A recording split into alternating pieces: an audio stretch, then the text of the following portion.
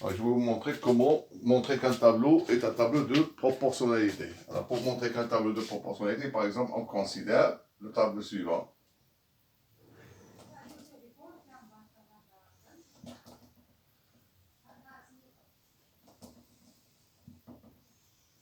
Donc, on a ici 4, 7, 12 et 13. Par exemple, on a ici 8. Alors, on veut savoir est-ce que ce tableau est un tableau de proportionnalité. Alors, qu'est-ce qu'il faut faire? Alors, pour voir est-ce que c'est un tableau de proportionnalité, il faut chercher est-ce qu'on passe des nombres de la première ligne au nombre de la deuxième ligne en multipliant toujours par le même nombre. Donc, on va chercher par quoi on multiplie toujours. Est-ce que ce nombre est constant? D'accord? Alors, pour ça, pour le savoir, on va calculer les quotients. On va faire 8 sur 4 égale à combien? Égale à 2. 14 sur 7 égale aussi à 2. 24 sur 12 égale à 2. Et 26 sur 13 égale à 2. Alors, qu'est-ce qu'on constate? On constate que 8 sur 4 est égal à 14 sur 7, égal à 24 sur 12, égal à 26 sur 13. Tout ça égale à 2. Ça veut dire que, une fois qu'on multiplie par exemple 13 fois 2, ça donne 26. 12 fois 2, ça donne 24. 7 fois 2, ça donne 14. 4 fois 2, ça donne 8. Alors, puisque tous les rapports sont égaux, donc on dit que c'est un tableau de proportionnalité. Donc, le tableau est de proportionnalité.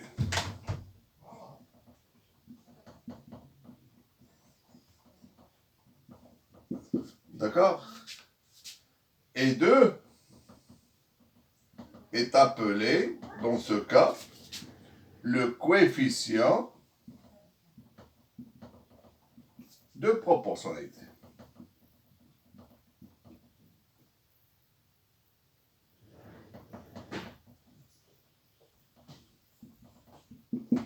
Voilà donc comment montrer qu'un tableau est de proportionnalité. Maintenant, on va montrer comment compléter un tableau de proportionnalité. On veut compléter un tableau de proportionnalité. Par exemple,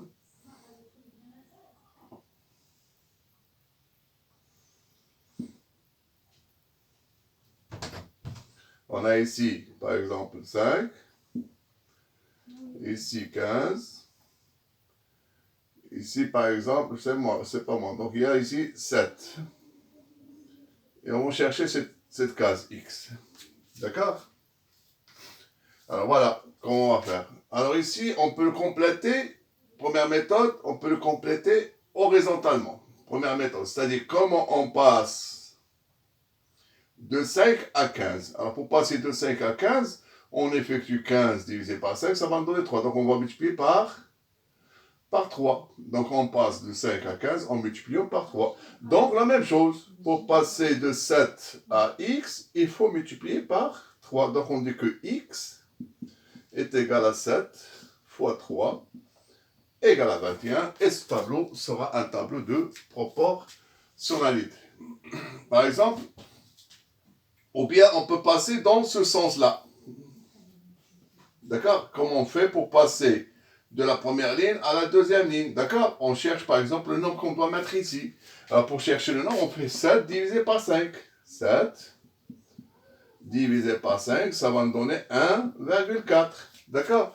Alors on passe là, on multiplie ici par combien? Par 1,4. C'est-à-dire là, on a travaillé horizontalement, maintenant on va travailler verticalement. Donc on peut dire aussi que x, dans le deuxième cas, est égal à quoi? À 15 fois 1,4. Et 15 fois 1,4, ça va vous donner aussi 21, c'est le même résultat. Donc soit je le complète horizontalement, soit je le complète verticalement. D'accord? Donc voilà la deuxième méthode. Après, je vais vous montrer une autre méthode. D'accord? Alors, ou bien on fait la troisième méthode, c'est quoi? C'est utiliser les produits en croix. Pour trouver le x, on multiplie les nombres en diagonale et je divise par celui qui reste. Donc, on va faire 7 fois 15 sur 5. D'accord? On fait directement x égale à 7 fois 15, on multiplie les diagonales et on divise par le troisième. Donc on fait 7 fois 15 sur 5. Donc si on calcule ça, ça va nous donner aussi 21. Donc tous les résultats sont égaux à 21 d'après les trois méthodes. Donc voilà comment on complète un tableau de proportionnel, soit horizontalement, si on peut. Si on ne peut pas, on pense à le compléter verticalement. Sinon, j'applique ce qu'on appelle ici calculer la quatrième proportionnelle. Cette méthode, ça s'appelle calculer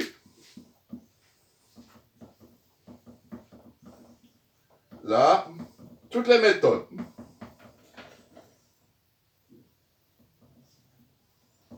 Quatrième proportionnelle. Alors, pour calculer la quatrième proportionnelle, soit je fais cette méthode, soit celle-là, soit celle-là. D'accord? Donc il y a les trois méthodes à utiliser pour calculer la quatrième proportionnelle.